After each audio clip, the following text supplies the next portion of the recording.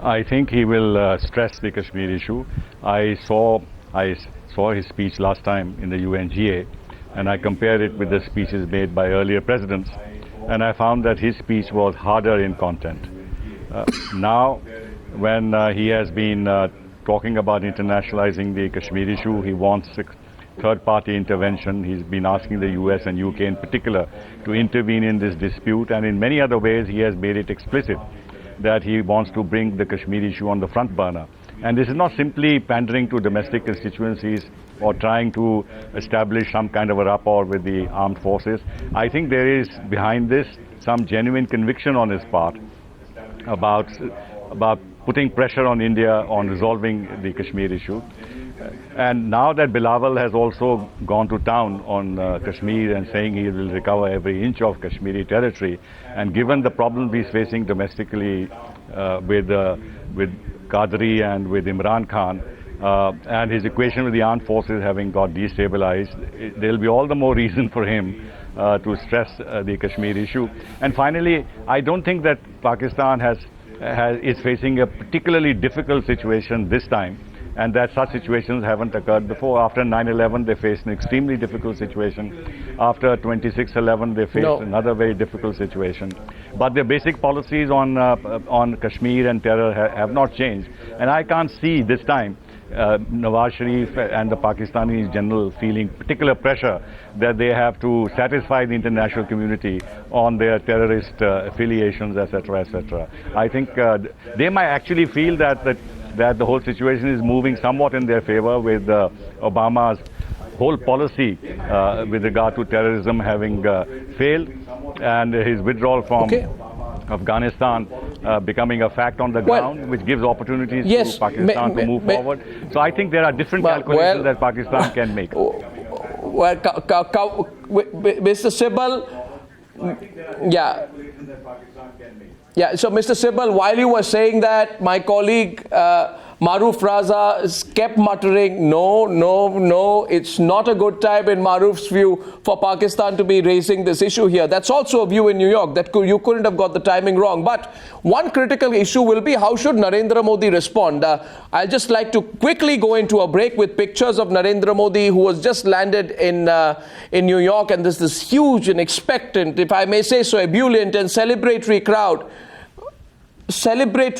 which is there at the Palace Hotel. Okay, so this is completely unexpected lines, but I think a lot more than what we had expected. Let's get quick reactions here. Maruf, I thought that if I compared this to last time, then Nawaz Sharif really went all out. This is 10 times more on Kashmir than he spoke the last time. The only thing he needed to say at the end was, I hope General Rahil Sharif is happy with what I have said. I hope he's happy, and I hope he's not going to take me on. Because not just has he repeated everything, he just repeated everything ad nauseum. He's talking about the plebiscite, etc., the fundamental abuse of human rights, that this is the core issue, it is the responsibility of the international community, we're willing to work forward with you, people have a right to speak on Kashmir, let's bring back the 60-year-old UN Security Council resolutions. Are you surprised by his angle? I'm a little surprised by how far he's gone. No, but, I mean, Arnab, I've been saying for more than a week now that, this is going to be primarily his thrust area. That he was, because he's in battle, there is a lot of political turmoil. He's just survived a storm. He's probably going to go back into another set of storms in Pakistan, because he is not going to be allowed to function on the lines that he had identified when he was running for Prime Minister, which was, areas of bilateral cooperation, etc. So he's gone back. I mean, everything he's ticked all the right boxes, if I was to. Yeah, but he was trying to look statesmanlike. But as I've said again and again, Arnab, that quite clearly, Mr. Nawaz Sharif, and I think Hussain Haqqani Saab has said the same, is that he is going to be in a minority of one. He is basically going to be speaking to himself and to his constituency. Let's get Mr. Haqqani's view on this. Mr. Haqqani? Look, He went too far, you think? I think it was a speech basically aimed at the domestic audience. I think he understood that the UN General Assembly is not really going to pay attention to what he says. If Kashmir could be solved just by mentioning it in the UN General Assembly, it's been done for 62 years, or rather 66 years. So it would have been resolved. The problem is that the world is more complex today. For example, we heard the Air Marshal talk about power potential and comparing Pakistan with Israel. Israel has the power potential to go into foreign countries and take out people that they consider their enemies. Pakistan, on the other hand, can't always even get visas for its people for overseas. I understand. So we have to come to terms with reality. So you're disappointed with him? I think he should have geared his speech to the international audience. Because as far as the Pakistani population is concerned, we have enough people. You know, almost everybody on Pakistani television says the same thing. A real statesman would want the Pakistani people to know, where do we really stand? No, exactly. But then why? This is not going to change anybody. Look, I don't see even the Prime Minister of Malta, who's speaking right after him, standing up and saying, "Oh, I've been very convinced by what Prime Minister Nawaz Sharif has said.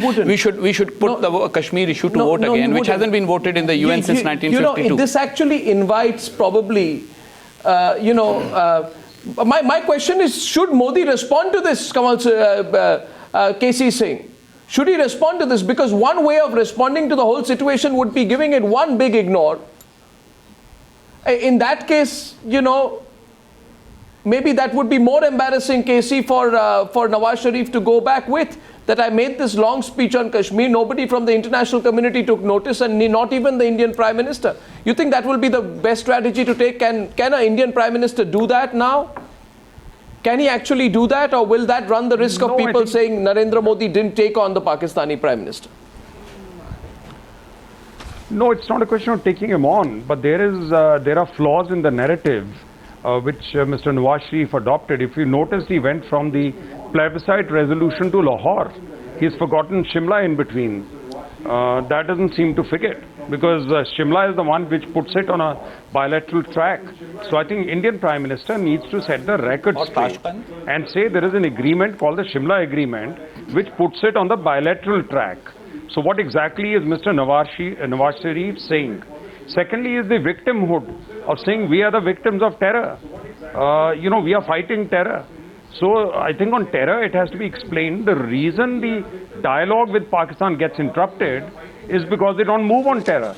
So I think on terror and setting the narrative straight, Mr. Modi will have to do it, and do it very politely, and tell him that please don't be selective with history and don't be selective with facts. You know exactly why.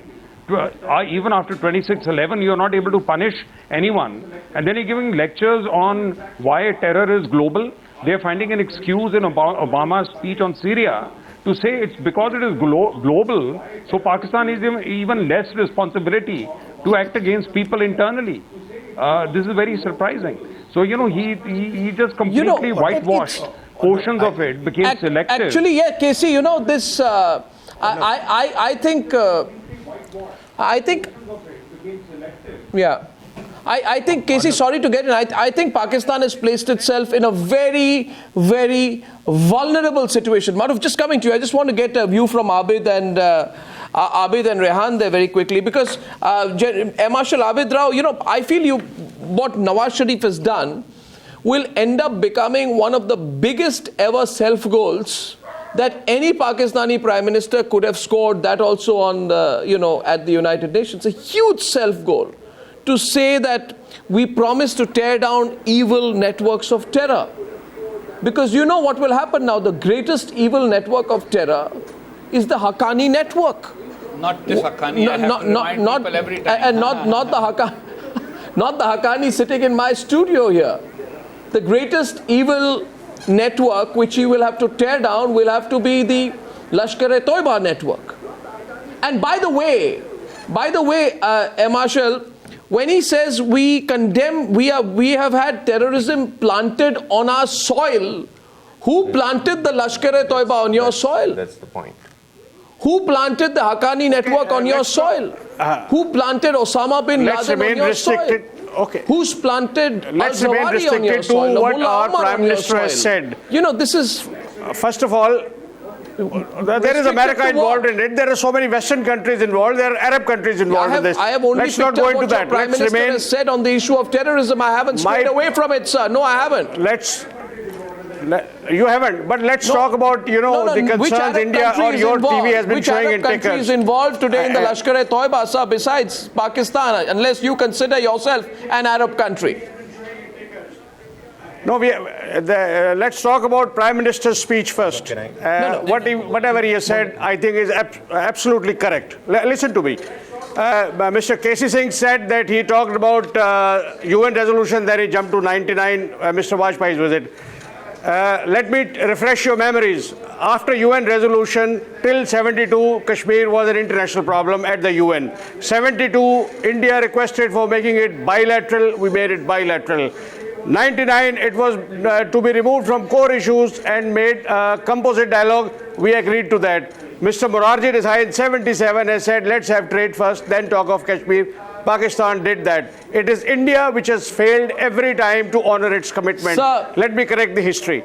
Then, whatever you people have said, including Mr. Haqqani, nobody has said what India should have done to resolve this issue of Kashmir. No, sir, it can't be one-sided. No, it can't be one-sided. Sir, let's talk about what Sharif said. Okay, you want to debate what Sharif said, and you fear that I will stray away from what Sharif said. In fact, I won't fit. I will not stray away from what Sharif said. I will stray squarely on what Sharif said. I am talking about what Sharif said. Sir, I am talking about what Sharif said.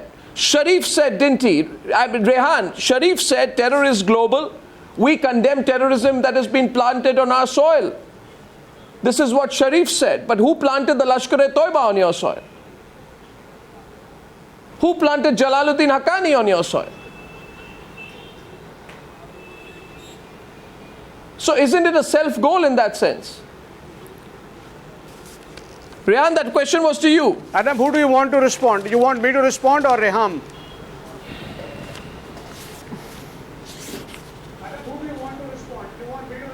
I just wanted to go to our guest in Lahore in a bit. I know you want to respond, but I'd like to go across to our guest in Lahore for a bit, if you don't mind, Marshal. Yes, please. I'll take the liberty, Arnab, and I must comment on the Prime Minister's speech here. India must be very clear about what the sensitivities the Pakistanis have. For the past 14 to 17 months, Pakistanis have this feeling, considering the 45th days of protest in the Azadi Square, a disconnect. The Prime Minister Nawaz Sharif has apparently, or given the perception of a disconnect with the people, particularly with his stay in a very extravagant entourage with him in this hotel stay that has been severely criticized. It depicts his growing disconnect. The vacuum that he's left there has been filled in by the likes of Imran Khan and Tahir al-Qadri. Now here the speech, India might think that it is one-sided. That's his problem. No, that's his problem. The problem is, I take umbrage over reference to Azadi Square. There is no Azadi Square in Islamabad. Basically, it's the Parliament House which one party calls Azadi Square. It's very unfair of Rehan to try and talk about it as if it's an established fact. No, but whatever is your Azadi Square, who called it Azadi Square? One political party goes there and holds a rally and calls it Azadi Square, and you talk about it as if it's an established fact. I think we're digressing. The point that I want to make is that India cannot expect the Prime Minister of Pakistan, Mir Mohammad Nawaz Sharif, to make a speech which would be to the liking of the Indian public or indeed the Indian analysts. It is something which Pakistan would perceive as very balanced. He is, of course, in a very bruised situation at the moment. He has lots of problems back home in Pakistan. But it would be. So when he goes Rehan, on, and I think with the point it should be true to the facts. Like to go forward is that we cannot. But Rehan, it should be. It should be true to the facts. No, it's. If I can continue to make Rehan, my point. It's got to be true to the facts. I'm sorry to come in again. It's got to be true to the facts. I haven't had an answer from you. No, yes, but neither when you say that we are the victims, Pakistan is the biggest greatest victim double of standards, Rehan, right now are being supported by your own country. Rehan. Yes, but the day. Well, that's arguable, that's debatable. For a lot of Pakistanis, we would go back and say that there has been foreign involvement. And clear on the facts. Like you say, I think in India there is foreign involvement. But what I'm trying to say I seriously is, if you come back to the speech, if I just direct you back to the speech, I seriously suggest, Rehan, that as a serious if you view the speech, Rehan, just a minute, please. Can I just request you, if you give me a minute here right now. I have not got a singular answer to my one question about whether this was, Maruf, in your view, one of the biggest self-goals that Pakistan could have committed. Rehan, I'm going to come back to you. I request you to just let some of the other participants in. My question was that when you stand on the global stage and you say, Kamal Sibbal, we promise to tear down evil networks of terror. When you stand on the global stage and you say that we have had terrorism planted on our soil, then everyone is going to ask you who planted all the terror groups who you sponsor on your soil. And then there will be some kind of an audit done on that. On that, it will be a very unsatisfactory audit, Kamal Sibbal. But that's why I felt today, I don't know what's your view, but Nawaz Sharif has really exposed up the entire Pakistani state to greater scrutiny with this speech. Which is good from India's point of view, but why did he do it? But when you ask why did he do it? Kamal Sibbal, please. Rehan, I'll come back to you. Let Kamal Sibbal come in, please. May I answer?